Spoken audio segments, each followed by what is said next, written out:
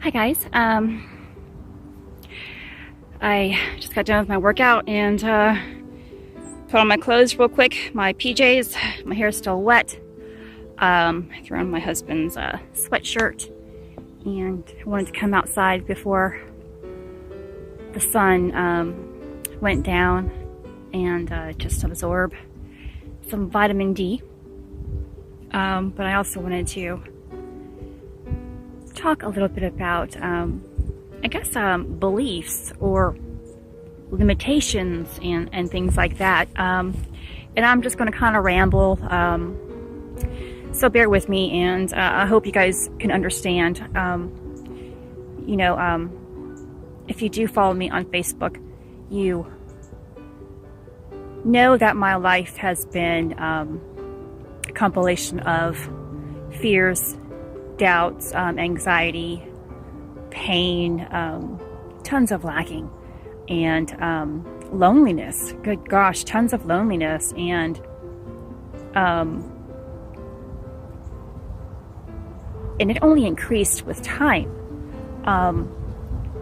When we are young, we develop our beliefs by our experiences and by what we are taught by our families and friends. That is why people associate with different people within their lives. Not to call my family out or anything, or to make them seem bad, but again, this is how my parents were taught, or my father was taught, was that I couldn't have a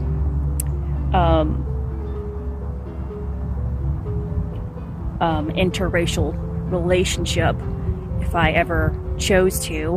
When I started to date, fortunately I didn't date as a child, but I did have tons of African American friends, Asian friends, Italians, all kinds, because my dad was in the military. So that wasn't the issue, but it was more so that he didn't want his child to associate with anyone other than our own race, but which is ironic because my mother is Vietnamese.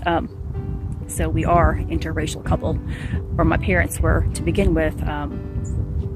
So that is how a belief system begins. It's taught, and then your own personal experiences go from there. And if you read my post the other day about when I almost drowned on the diving board, the first time I was under 5 years old, and I dove into the pool, and my parents had to save me.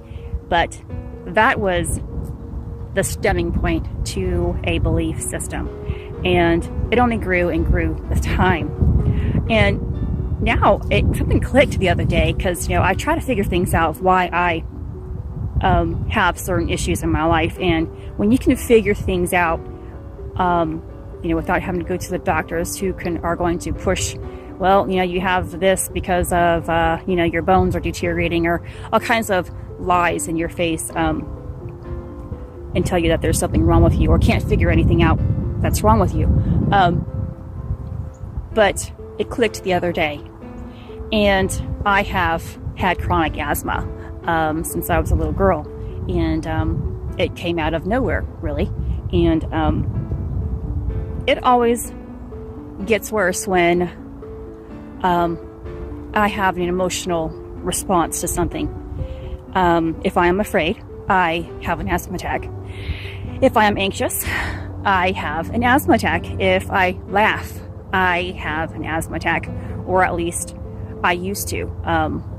My asthma has been improving within the past 6 months or so, and it's not because I exercise, because I have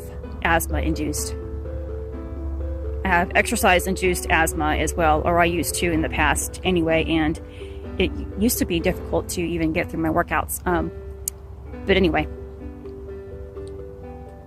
it came to me and I realized that is probably the reason why I developed asthma. Because we all know that when we have an emotional response to something, or I hope you know, that there is a reaction to it. And when it isn't resolved, our bodies absorb it. And when our bodies absorb it, it gets absorbed even into our DNA. It gets imprinted into our subconscious mind, and it manifests later on into a disease, another emotional response, a limited belief. It can even manifest into chronic migraines, anxiety, everything, chronic pain. And so that's where I realized that I was doing. And it's not by my fault. It's by what I was taught, by a belief that I developed on my own out of fear. Which in turn, when you have an emotional response to something, like I was terrified of always being in front of people, and I would always have an asthma attack, and you create an emotional response to it. So then what happens? Most of the time, I didn't go out in front of people. I kept myself enclosed at home. I didn't seek friendships, relationships, opportunities. So we sacrifice, or we don't sacrifice enough for ourselves, and we limit ourselves because of a belief, because we have an emotional response to things, and we carry it within ourselves. And so it's important to shed all of your limiting beliefs. I mean, what are you thinking about an individual? What are you thinking about? There's the Republicans, the Democrats, there's the African Americans, there's the Asians, there's Latinos, there's if you're homosexual, if you're too spiritual, there's all different kinds of categories. And however you feel about these types of people, you're going to have an emotional response. And that emotional response has a reaction to it. Either you react a certain way towards it, and it's always negative, isn't it? And it radiates around you. However you respond to a certain situation, if it is negative, like for instance, if me and my husband are together and he has an emotional response to anything that he's doing, and it's out of anger or out of disappointment, it upsets me as well. It radiates with whomever you are around, and it bothers, and it's absorbed into other individuals. And therefore, their beliefs are even limited, and they start thinking about, well, maybe I should, think this way too. But you have to do some investigations. You have to think for yourself. You have to realize with your heart what is right and what is wrong. And we know by what is right and what is wrong by how our body is reacting to it, how our life is reacting to it. If you are developing a negative response out of how you are feeling, that's a clear sign that that is a limiting belief. Because a great belief system lifts you up, and it changes your life for the better. It doesn't take away. It doesn't limit you. It doesn't cause anger. It doesn't cause disease, lacking. It doesn't cause you to be afraid. A belief system that is great will lift you up, will give to you, will provide, and it will change you for the better, and not just yourself. It'll change the ones around you. That's the beauty of a positive cause and effect system, a great belief system. That if you share your great belief systems with a loving and open heart, there's a chain reaction. Energy is absorbed, and we give off the energy. We give off our own vibration, our own frequency by how we feel on a daily basis. And if you are always angry, and if you are always sad and depressed and upset and lonely, you are feeling low. You are lacking. and your vibration is low. And therefore, what energy? Well, I got cut off there. I was saying that if you are feeling low, if you are angry, your energy that you are giving off is low, and therefore you can never have the change that you are desiring within your heart, because you're thinking low, you're feeling low, and therefore you are low. And that's why I talk about changing your vibration.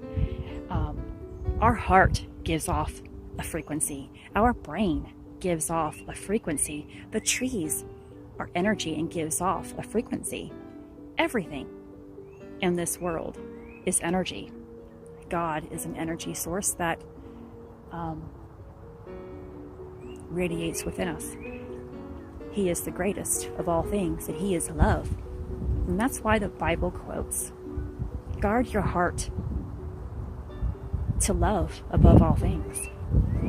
Because when our heart becomes bitter, sad, and full of anger and despair and doubt and lack, you will never have the greater things in life. You will never have the experiences that God wants us to experience. And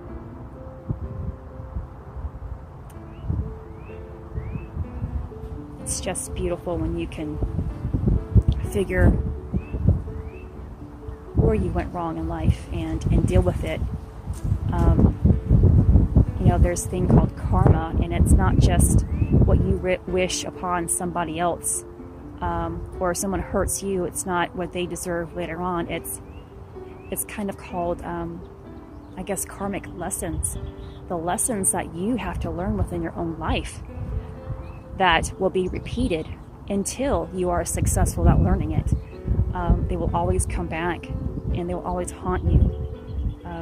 And I always go back to health, because how many people are trying every single year at the new year to become healthy, but they don't, or they start for a little bit and then they stop. It is because there's a limited belief about being successful with a workout plan or a nutrition plan. You have a bad attitude about the workouts, a terrible attitude about nutrition and food in general.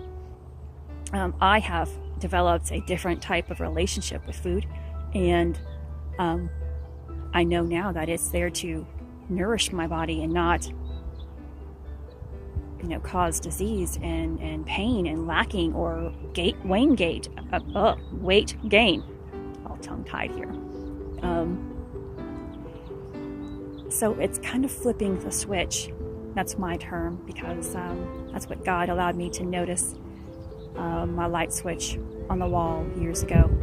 Flip the switch to your mindset from lacking to fulfillment, to happiness, from sadness to happiness, from fear to fearless. You can be as successful as you want by changing your mindset and raising your vibration. All right, well, my hair is almost dry. I love that when that happens. Nope, the back isn't. So I'm just going to do some walking around and enjoying this beautiful day. We've had so much rain, and our yard is so wet still. Last summer was terrible here in Virginia, and so has the winter been. I just pray that we can have a flourishing garden this year, full of vegetables, because we lost so much last year. I can't wait to get back outside and do some more things and enjoy everything. That's another thing. It's enjoying everything in your life. Enjoy the bad moments too, people. It's those bad moments are there to teach you that there is something better that's going to happen. If you always have good times, how can you ever appreciate them? And if you never experience hardship, how can you be given a miracle? I tell you what,